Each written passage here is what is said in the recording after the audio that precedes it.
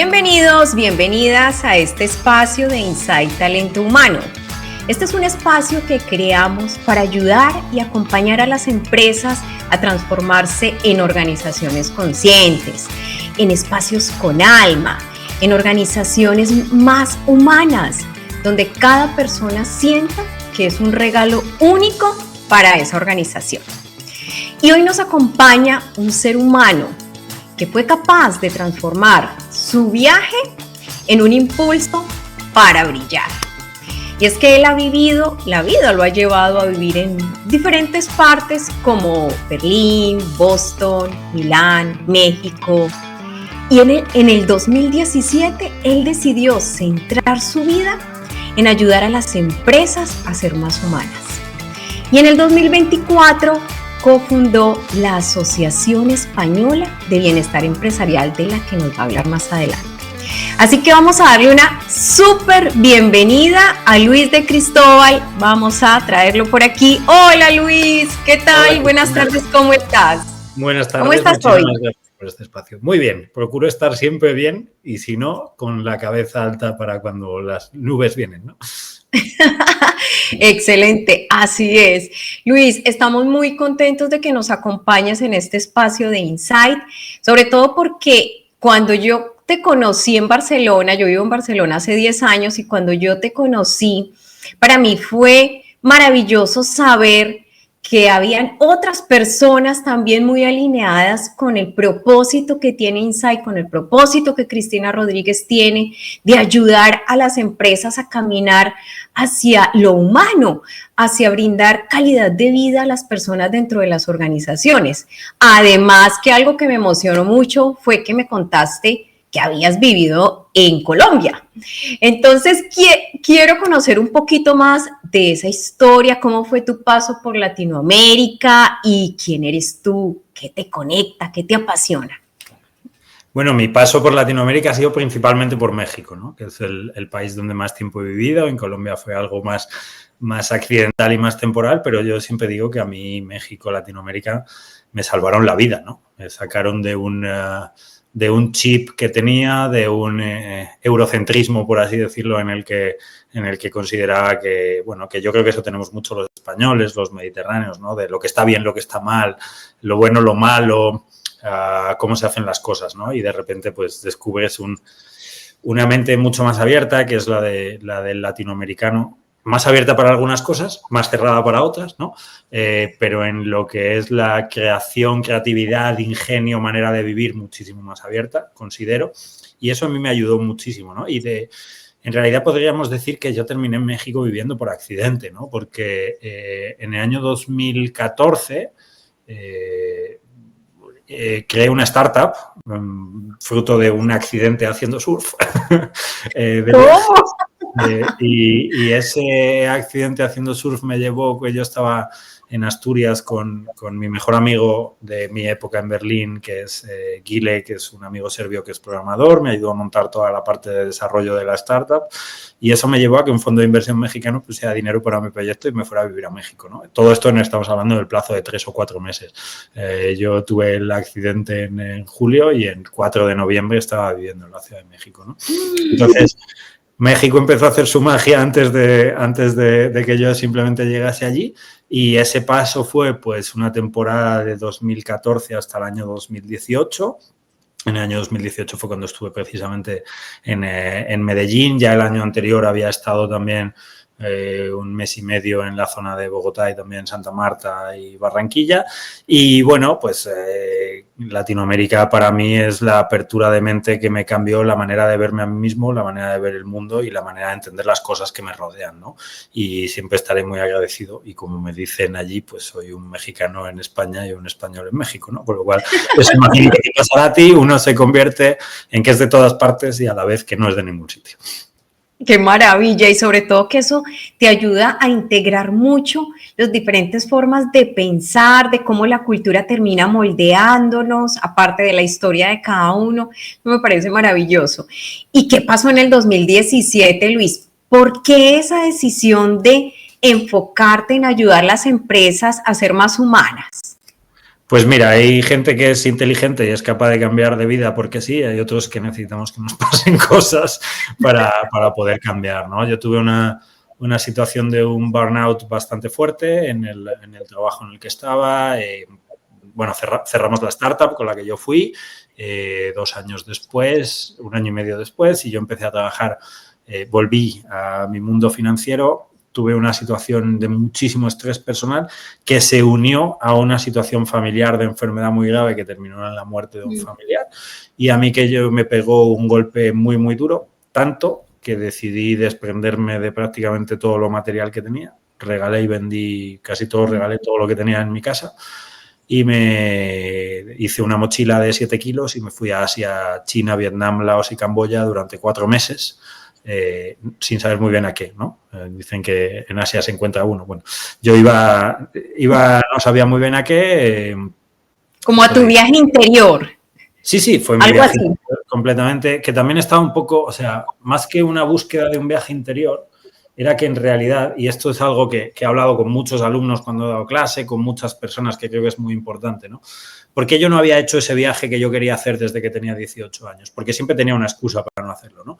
A veces no tenía dinero y a veces no tenía tiempo. Siempre había una excusa maravillosa para posponer lo que realmente yo sabía dentro de mí que era algo que yo tenía que hacer, porque yo llevaba soñando con, yo recuerdo de niño, yo leía los diarios de grandes viajeros, yo leía novelas de China, de Japón, me imaginaba con aquellos viajeros que iban sin mapas, sin GPS y sin aplicaciones, ¿no? Y pues tuve que ser a los 30 y pico que lo hice y por un golpe de la vida, ¿no?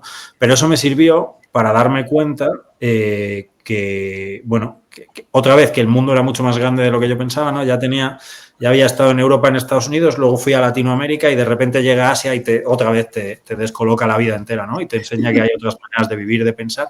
Y también como economista que soy, muy observador, y aparte mi especialidad es economía del desarrollo, estuve allí pues viendo varios proyectos que tenían que ver con el textil, ¿no? Y empecé a darme cuenta de, bueno, de cómo esta sociedad de consumo que se inició en los años 90 con el capitalismo de la globalización, pues tiene implicaciones muy fuertes para muchas personas en el mundo, ¿no? Y lo que es pues la ropa que consumimos, los alimentos que consumimos, pues tienen una cadena que a veces es justa y a veces es menos justa, ¿no? Y entonces empecé a escribir de eso desde un punto de vista muy hater, porque estaba muy enfadado con la vida en aquel momento, que lo conseguí transformar en decir, bueno, pero es que hay gente haciendo cosas muy feas, pero es que también hay mucha gente haciendo cosas muy bonitas, ¿no? Entonces fue como un proceso de rehumanización personal, más que un viaje interior. En principio fue un viaje de rehumanización, es decir, volver a enamorarme de mí mismo y de la vida, enamorándome de muchas personas que conocí.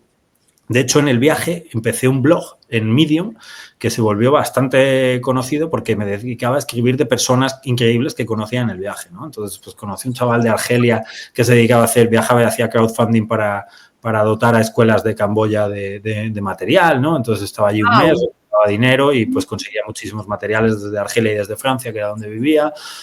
No sé, gente muy interesante, ¿no? Entonces es como cambiar ese punto de vista porque como dice una amiga mía con el emoji de la caca, la vida puede ser caca o helado de chocolate. ¿Cómo lo vemos?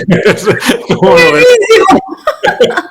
Entonces, pasé el mojón al helado de chocolate, ¿no? Porque en realidad, pues, yo creo que esto aplica a nuestra vida diaria, a nuestra empresa, a nuestra organización y a nuestra manera de ver el mundo, ¿no? Que es, ¿realmente tenemos tanto en lo que quejarnos o tenemos tanto que agradecer, ¿no? O sea, cualquier persona que se haya lesionado una rodilla o que haya tenido una lesión es consciente de cuánto vale la salud, ¿no? Y cuánto vale poder caminar. Y no agradecemos cada día que nos levantamos, le damos a un interruptor, tenemos luz, hay un grifo, una llave, le das y sale agua potable, ¿no? Yo he vivido en una ciudad de 26 millones de habitantes, que es la Ciudad de México, en la que hay 4 o 5 millones de personas que no tienen acceso al agua potable, ¿no? Entonces, pues quizás tenemos mucho más que agradecer que lo que tenemos que quejarnos y sobre todo transformar las cosas se hace mediante la acción, no de la queja, ¿no? Eso fue mi gran aprendizaje de aquel viaje. Y entonces desde ahí pues decidí un poco, pues con esa inspiración que había conseguido para mí, pues tratar de hacerla dando inspiración a alumnos, a empresas, a quien fuera. Volví a escribir, me reencontré un poco con con todas esas cosas que no había hecho. De hecho, hay una peli que han sacado ahora en Netflix, no es muy buena, pero el contenido es muy bueno, se llama The Life List, por si alguien la quiere ver, que es un poco pues, el retomar un poco el reencontrarnos con ese adolescente que tenía sueños y la vida nos llevó a que los sueños se pospusieran sine die, ¿no? Entonces, pues esos años esos meses de Asia me sirvieron para después, pues eso, para sentar las bases de algo que ahora tengo mucho más desarrollado, ¿no? Porque estaba, y también es una de las acciones más difíciles que tenemos, ¿no? Que es regular nuestras emociones. Tenemos un software interno que nos han metido de la familia, de la sociedad y que viene muy arcaico, ¿no? Y creo que es la primera generación en la que estamos aprendiendo a tratar las emociones. Antes, pues, sobre todo, bueno, el género masculino, lo sabemos bien, pues los padres, los abuelos, las emociones se las guardaban o se iban al bar o, bueno. Y creo que estamos empezando a gestionar eso, ¿no? Somos babies porque somos la primera generación que está aprendiendo a gestionar eso y yo me he dado cuenta cuánto de útiles y cuánto de acciones que había tomado en mi vida y de maneras de trabajar, maneras de vivir, maneras de hacer negocios tenían que ver con esa programación, ¿no? Y cómo pues, uno se sabotea, cómo uno deja de hacer cosas que sueña porque es lo que está bien, cómo nos han metido una inyección de moralidad en la que nuestras acciones no sabemos por qué, tenemos un jefe externo que es la moralidad, bueno, la herencia de la iglesia. Estamos programados como un computador. Programados, ¿no? Entonces yo creo que ese reto también es reprogramarse y eso para mí fue el viaje de la humanización, ¿no? El decir, vale, ok, esto es lo que el software que me han metido y ahora tengo que ver qué parte de ese software es mío y qué parte es algo externo que voy a reprogramar, ¿no? Y eso es un poco en lo que llevo en lo personal trabajando años, que creo que nunca va a terminar, pero que también sirve para las empresas, ¿no? Y para las organizaciones. ¿Por qué las cosas se hacen como se hacen? ¿Por qué es de toda la vida? Bueno, de toda la vida no, a lo mejor de hace 20 años o de hace 80, pero que se haga desde hace 20 años o desde hace 80 no quiere decir que esté bien o sea lo más adecuado, ¿no? Exacto. Las realidades cambian, las maneras de hacer cambian. Y yo creo que vivimos en ese momento dual de la historia de la humanidad en la que hay ese impulso de las personas hacia mirarse adentro. Creo que por eso hay tanto movimiento de meditación, de tradiciones primordiales, de yoga, de un montón de cosas, ¿no? De autoayuda, de desarrollo personal. A la vez que vivimos en un mundo ultramaterialista en el que queremos tener relaciones con significado pero estamos en Tinder, en la que queremos tener amistades duraderas pero tenemos 800 amigos en Instagram a los que no vemos nunca, en la que queremos pasar tiempo de calidad con la gente pero estamos con el móvil mientras estamos tomando un café con un amigo o con una amiga, ¿no? Entonces creo que esa dualidad es el reto que están viviendo las empresas hoy en día porque es el reto que vivimos individualmente y las organizaciones y las sociedades no son nada más que el reflejo de la suma de las individualidades. Y date cuenta también, Luis, que los paradigmas dentro de las organizaciones están cambiando mucho. Tú piensas décadas atrás, incluso cuando se había hablado de la importancia del liderazgo, cuando se había hablado de una cultura organizacional, cuando se había hablado de poner a las personas en el centro. Si nosotros hablamos con nuestros padres o nuestros abuelos, nos van a decir, no, es que lo más importante era tener un contrato fijo y llevar el sueldo a casa. Lo demás no era importante. A día de hoy sí se volvió importante. De hecho, este capítulo decidimos llamarlo, Luis y yo, empresas más humanas, empresas más rentables. Porque para nosotros el mundo organizacional va hacia allá, o sea, está caminando hacia allá. Y por eso yo quería preguntarte, Luis, ¿qué es para ti una empresa más humana? O sea, sí vemos que las empresas están caminando hacia allá, pero ¿qué es eso de transformar las empresas hacia lo humano? Pues mira, yo de hecho te voy a decir, yo creo que hablando de los abuelos que decías, creo que las empresas eran más humanas, dejaron de serlo y ahora estamos en volver a serlo. Y te voy a explicar por qué. Yo creo que, o sea, una cuestión muy humana es la responsabilidad, ¿no? Y la responsabilidad, ¿qué quiere decir? Tratarnos como adultos responsables los unos a los otros. Si uno piensa en una empresa de tamaño mediano o grande que había en los años 50, 60, había un contrato social muy claro. Tú entras a trabajar aquí, si tú trabajas, tienes un salario toda tu vida y un crecimiento. Y se va a cuidarte a ti, a tu familia, ¿no? Y eso es la realidad que hemos vivido en muchas sociedades, en España clarísimamente, ¿no? Y yo conozco gente oye, mira, con 65 años una fiesta de jubilación de una persona que entró con 21 años, con 22 en la empresa y que entró a hacer recados, fotocopias y que terminó en un puesto gerente o incluso en un puesto de manager, ¿no? Porque eso era un contrato social que había. Y en eso, pues había empresas mejores y peores, pero generalmente las empresas, especialmente las familiares, cuidaban mucho de sus trabajadores y sus trabajadoras. Es cierto que con un esquema de verticalidad y de jerarquía que hoy en día puede chocar, ¿vale? Pero también es cierto que las sociedades cambian y que no podemos juzgar sociedades anteriores con los valores de la actual, ¿no? Creo que eso es importante. ¿Qué pasa? Que llegan los años 80, especialmente los 90, y nos empiezan a vender una moto muy bonita, que es que la globalización es lo máximo del mundo, ¿no? Entonces, ¿que para qué vas a consumir zapatos que hace Pepe o Juan cerca de ti de alta calidad si es mejor que la empresa de Pepe o Juan lleve la producción a China, a Bangladesh o a Camboya? Y con eso, en vez de comprarte unos zapatos un año que te van a durar 5 años, en un año vas a tener 5 pares de zapatos. ¿Qué pasa? Que eso lleva a un cambio en el contrato social. Se acaban los trabajos para toda la vida. Entonces, el humano en el trabajo pasa de ser un activo de calidad para convertirse en un commodity. Es decir, me llevo la producción fuera, con lo cual externalizo y tú ya no me haces falta. Entonces, esa persona pasa de trabajar en una empresa en la que puede durar toda su vida a irse a trabajar a un centro comercial, a una hamburguesería o a algo de menor calidad, donde está hoy y el día de mañana se le puede sustituir, ¿no? Y empieza a haber muchísimos despidos. En los años 60 o 70 los despidos no existían, ¿no? Entonces, y es cuando empieza el desempleo y toda otra serie de cosas. Entonces, hay una ruptura del contrato social que hay entre el tejido empresarial o el sector económico y la oferta de empleo. Y eso genera un ruido enorme. Y además, socialmente, cuando empiezan todos los cambios tecnológicos, pues no estamos preparados, nuestra cabeza no está preparada para vivir en 15 años los cambios que antes sucedían a nivel de datos en cientos de años, incluso miles de años, ¿no? Es una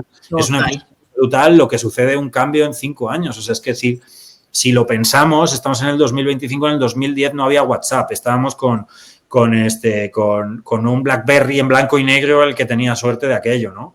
Y correo. No, y ya no hablamos de 5 años, ya de un mes para el otro. O sea, es una carrera contra el estar actualizados y cuando estamos actualizados ya estamos obsoletos. O sea, va demasiado rápido. Exacto, sí, ya no existe la obsolescencia programada, sino que somos obsolescencia dinámica. Sabes que estás completamente obsoleto todo el tiempo. Entonces, al final, la economía, la vida y todo se basa en equilibrar desequilibrios, ¿no?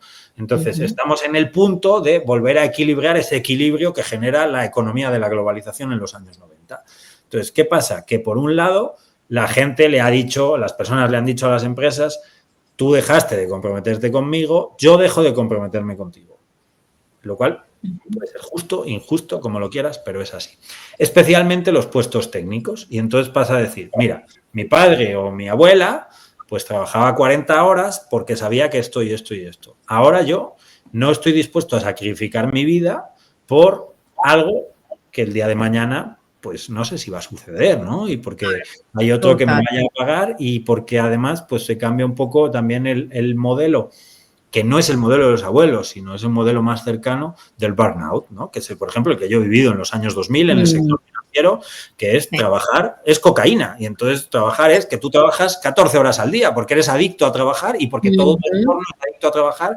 No sabes muy bien por qué, no sabes si es para ganar más dinero, pero es como el ambiente, ¿no? El ambiente es que el trabajo es una adicción y todos somos workaholic. Y eso nos ha llevado, pues, a una rotura individual y social muy importante. O sea, 634.000 bajas por salud mental en el año 2024 en España y un acrecentamiento, o sea, un crecimiento de la insatisfacción personal muy grande, ¿no? Entonces, eso lo que está llevando es a que las personas, sin saberlo, están tocando una puerta que es, sé una empresa más humana para que yo pueda trabajar mejor. Entonces, todo esto como prólogo, contestando a tu pregunta, que es una empresa más humana, para mí es una empresa que activa un contrato social de responsabilidad en la que le dice de manera clara a las personas lo que esperan de ellas, cuáles son sus valores y cuáles son sus propósitos para buscar un match. ¿Por qué? Porque esto, como se dice, ¿no? O sea, para amigos, para parejas, para cualquier cosa, si uno dice lo que quiere, es más fácil encontrar con otra persona que quiera lo mismo, ¿no? Porque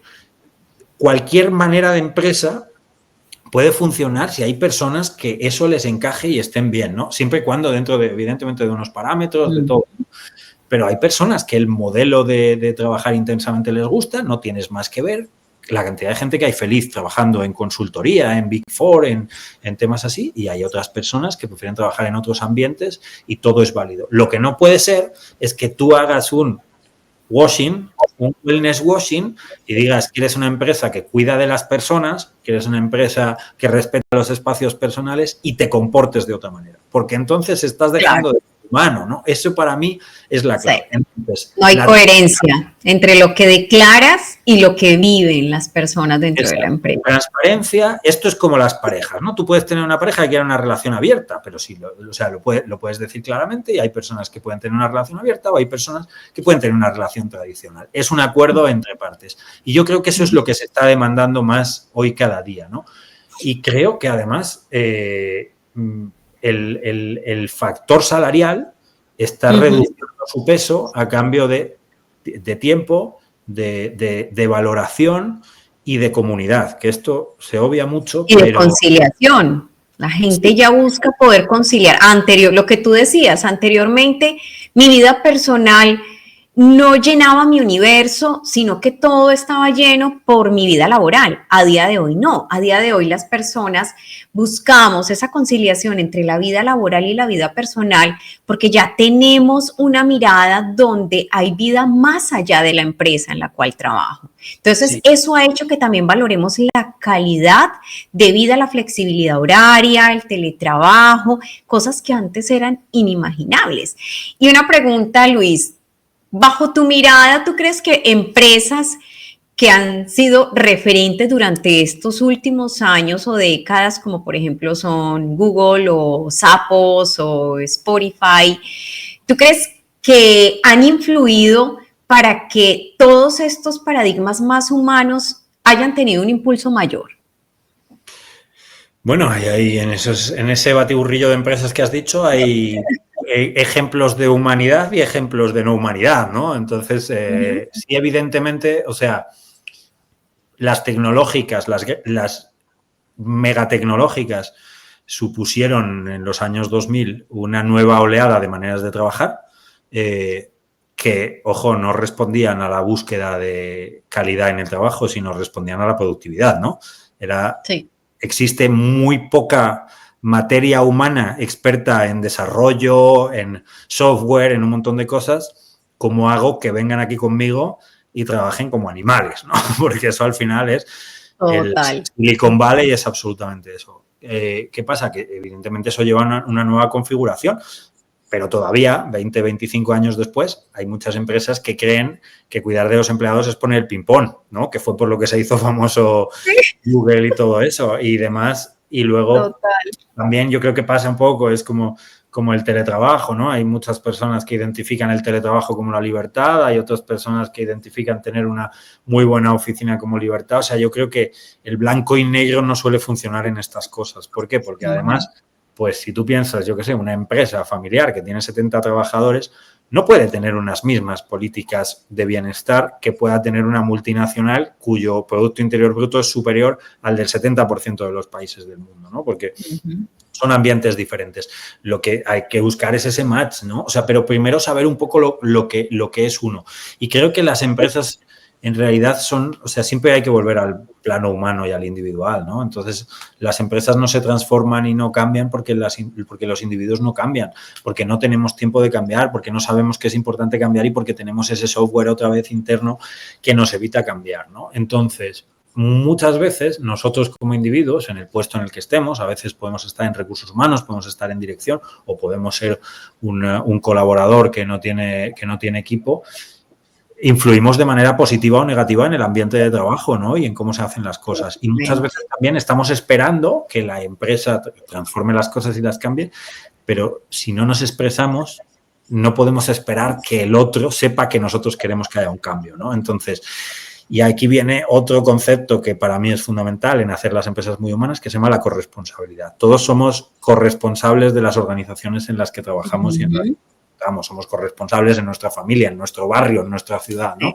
Entonces, creo que también es un buen momento de reflexión para que las personas, de una forma positiva y responsable, pues fomenten los cambios que quieren ver dentro de las organizaciones, ¿no?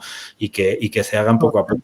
Y desgraciadamente, aunque estamos en este mundo de cambio, la mayoría de los cambios no suceden a la velocidad que ahora deseamos, ¿no? Porque ¿cuál es la velocidad que deseamos? Es que queremos una camiseta y queremos tenerla esa tarde en casa, ¿no? Y eso es a lo que nos hemos acostumbrado. Pero los cambios organizacionales no son nuestros cambios personales. Tú quieres ponerte a aprender alemán y no lo vas a saber mañana, ¿no? El chat sabe alemán para mañana, pero tú no. Entonces, también tenemos que ser conscientes que los procesos de cambio son como el guiso de la abuela que lleva su tiempo, ¿no? Y que lleve su tiempo también es beneficioso porque hay que disfrutar del proceso. Cuando disfrutas de la cocina, pues luego el plato sale más rico. Y yo creo que ahora me ha surgido una pregunta, Luis, como para que demos un poco de guía a nuestra audiencia, que se puede estar cuestionando si es hora de transformar mi empresa o mi organización.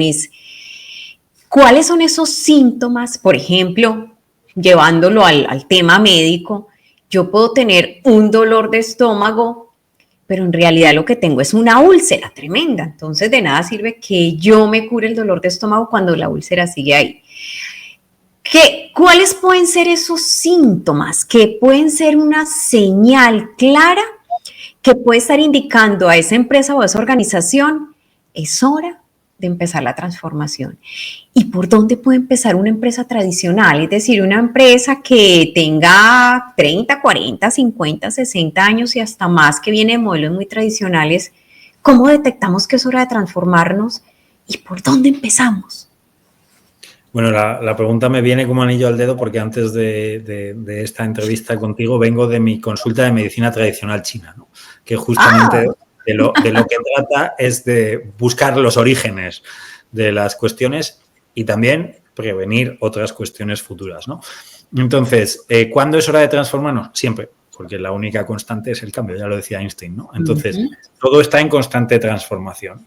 La cuestión es cómo nos transformamos. Para mí, un poco haciendo el paralelismo del surf, es que tú puedes ir contra la ola o puedes ir a favor de la ola. Si tú tiendes la ola y te subes en ella, vas a surfear mucho mejor, ¿no? Porque es como fluye. Entonces, ¿cuál es la ola? La ola es todo lo que rodea a todos los factores que rodean tu empresa. El primero son tus colaboradores y colaboradoras, ¿no? Pero también tienes proveedores, también tienes clientes, ¿no? Entonces, lo primero que hay que hacer es escuchar. Creo que la transformación, muchas veces los departamentos de recursos humanos hacen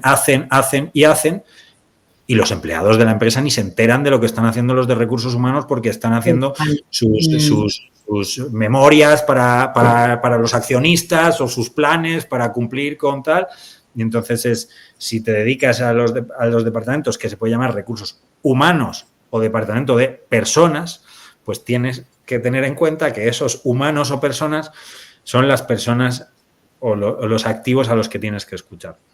Y cuando practicamos una escucha activa, y esto, por ejemplo, en consultoría, que llevo años haciéndolo, es lo mejor, recabas información. Y recabando información está mucho más fácil hacer las cosas, ¿no? Entonces, ¿qué pasa? Que no es tan fácil escuchar, porque escuchar no siempre quiere decir, oye, qué guapo eres y qué bien funciona tu empresa, ¿no? Escuchar a veces es decir, me estás jodiendo la vida o llevo 3 años con un dolor de estómago que me muero o pesadillas o estoy en un proceso de divorcio y venir a trabajar me está afectando más todavía, ¿no? Entonces, claro, además de escuchar, hay que tener ese proceso de integrar lo que se escucha, ser observador. Hay que trascender los egos para estar dispuestos a escuchar y a que lo que se nos diga nos incomode. Claro, exacto. O sea, ser un observador, ¿no? Es decir, ni todo lo podemos hacer bien, ni la culpa de todo lo que le pasa a los demás va a ser nuestra, ¿no? Entonces, pues, como la vida no tiene muchas veces fronteras entre la vida personal y profesional, pues es normal que la gente tenga procesos, puede tener niños con problemas, puede tener un marido o una mujer que tiene problemas en casa, están divorciándose, hay muchísimas más cosas, ¿no? Pero la empresa lo que debería es entender que puede ser por lo menos un agente neutro en todo esto, es decir, que no agrave el problema, ¿no? Idealmente es un lugar donde la gente se desarrolla, cumple su propósito, pero por lo menos vamos a empezar por ser neutros. Entonces, escuchar con la conciencia de observar, pero no ser el objeto directo, ese ego que comentas, y con ello decidir siempre y cuando, teniendo en cuenta la rentabilidad, porque a veces se nos olvida, los que nos dedicamos al bienestar, que las empresas, pues cuando yo entré en la carrera, el decano me dijo, ¿para qué sirve una empresa? Para maximizar el beneficio del accionista, ¿no? Generalmente las empresas están hechas para ganar dinero, muchas pierden, ¿no? Pero están hechas para ganar dinero.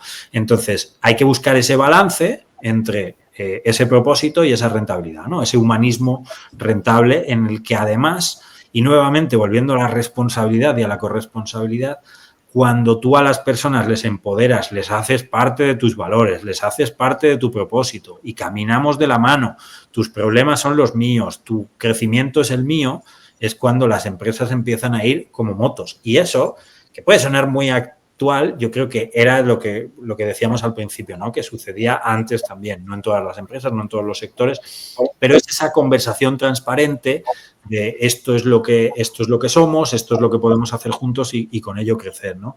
Y yo creo que estamos en una sociedad que está muy necesitada de escuchar de verdad, de sentarnos de verdad a hablar, de apagar el móvil y escuchar al que tenemos delante, ¿no? Y tenemos muchísimas obligaciones, muchísima prisa a todo, porque consideramos que todo es muy importante y muy urgente, pero yo siempre le hago la pregunta a la gente, ¿de verdad es tan importante y tan urgente? Qué bueno. Y me encantaría que tú, que eres economista, pero que está orientado hacia las organizaciones humanas, me encantaría que le contaras a la audiencia por qué apostar por lo humano es la estrategia más rentable para las organizaciones. Bueno, es bastante básico, ¿no? O sea, lo primero, apostar por lo humano requiere medir, ¿no? Esto los economistas nos encanta medir cosas. Luego hay muchos departamentos de recursos humanos que medir no les gusta tanto. ¿Por qué es importante medir? Porque lo que mides te permite saber lo que estás haciendo bien y lo que estás haciendo mal y lo que puedes corregir. Entonces, ¿qué quiere decir que una empresa sea humana? Que la gente esté bien, que pues se les trate como adultos, que tratándose como adultos que busquemos el bien común. Entonces, generalmente en término medio, y aunque pueda haber una dispersión y no se cumpla siempre, cuando las personas están contentas, sanas y empapadas con el propósito de la empresa, son más productivas. Es que, parece para un niño de 5 años, ¿no? Pero a veces lo tenemos que explicar. Cuando estamos bien, si tú estás bien en tu vida, si haces deporte, te cuidas, estás enamorado, la vida te funciona mejor, ¿no? Y si tienes una rodilla rota, te has divorciado, pues estás peor, ¿no? Pues esto es exactamente lo mismo. La empresa humana es el espacio en el que las personas van a trabajar y tienen que dar una rentabilidad, pero también son ese lugar donde a la persona, cuando tiene un pico bajo, se le abraza y se le protege, y cuando tiene un pico alto se le aplaude y se le sube y no se le pone un techo por arriba, ¿no? Lo que llaman el techo de cristal y el acantilado de cristal, ¿no? Entonces vamos a romper esos acantilados, vamos a permitir que las personas se sientan abrazadas cuando están mal, que las personas tengan un impulso cuando estén bien y sobre todo fomentar que las empresas sean espacios de regulación emocional donde la gente no tenga miedo a ir a trabajar, no tenga miedo a las consecuencias y sobre todo que su vida sea un poco mejor gracias a trabajar, que es donde pasamos una cantidad de horas a lo largo de nuestra vida que si las sumas te planteas muchas cosas, ¿no? Total, pasamos más horas en nuestros sitios de trabajo que en nuestras casas, esa es la realidad. Entonces, ¿por qué no trabajar para que esos espacios sean espacios con calidad de vida laboral? De hecho, hay una frase que a mí me encanta que dice que si una empresa cuida el bienestar de sus colaboradores, va a tener colaboradores que cuiden el bienestar de su empresa. Entonces, funciona así, es bilateral y a día de hoy con mayor razón. Luis, ¿qué consejo le darías para ir terminando a un CEO o a un director de una empresa que todavía puede llegar a ver y trabajar en lo humano como un costo?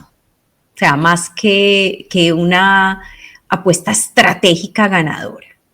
Que haga un proyecto piloto, que haga algo sencillo, que no le lleve una gran inversión en recursos y teste y pruebe.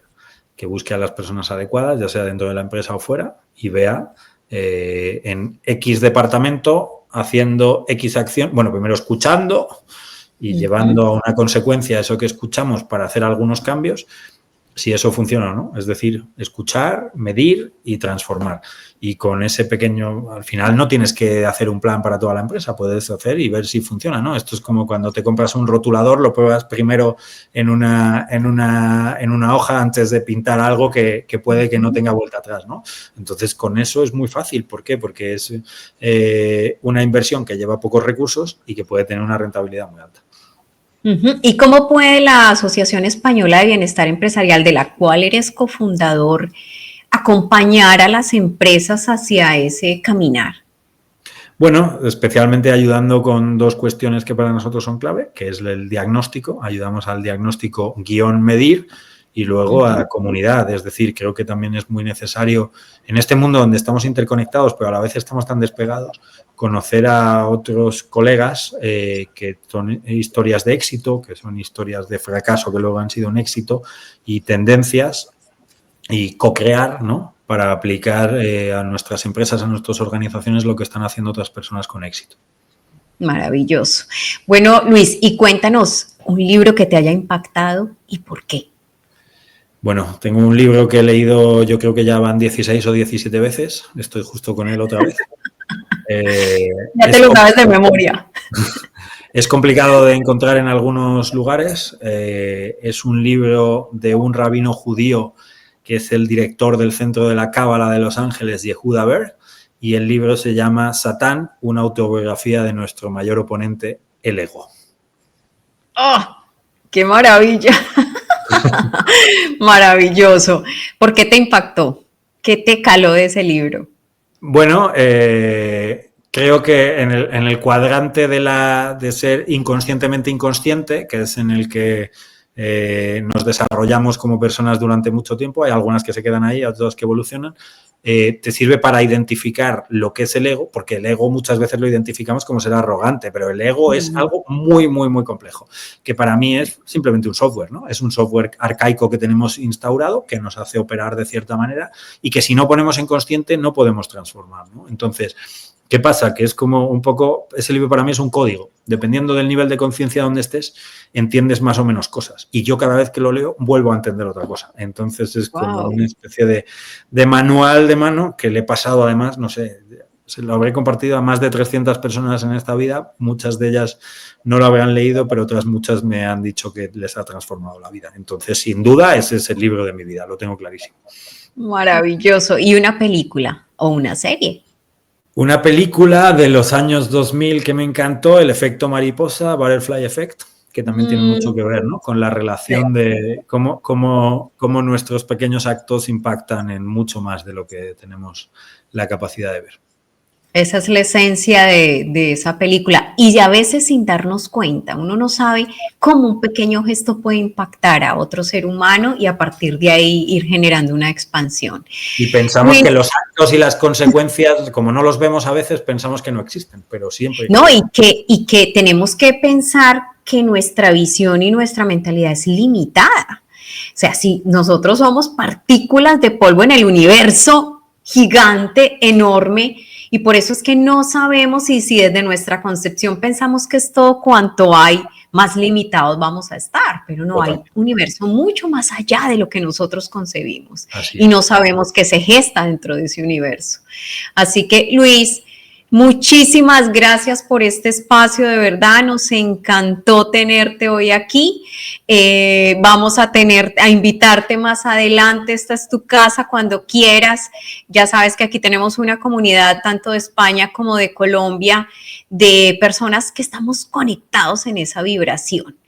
Así que ya sabemos que para nosotros el futuro no es de las empresas que más tengan. El futuro es de las empresas más humanas. Que las empresas más humanas serán las que más tengan, porque tendrán no solo recursos económicos, sino otras cosas. Recuerden, este episodio se llama Empresas más humanas, empresas más rentables. Y si nos queda alguna duda o les queda alguna duda, midamos, diagnostiquemos, comprobemos. Ahí está. Bueno, pues hasta una próxima oportunidad, Luis. Muchísimas gracias y a nuestra audiencia, muchas gracias y nos vemos en un próximo episodio. Hasta pronto. Muchísimas gracias, Cristina, y muchísimas gracias a todos. Hasta luego.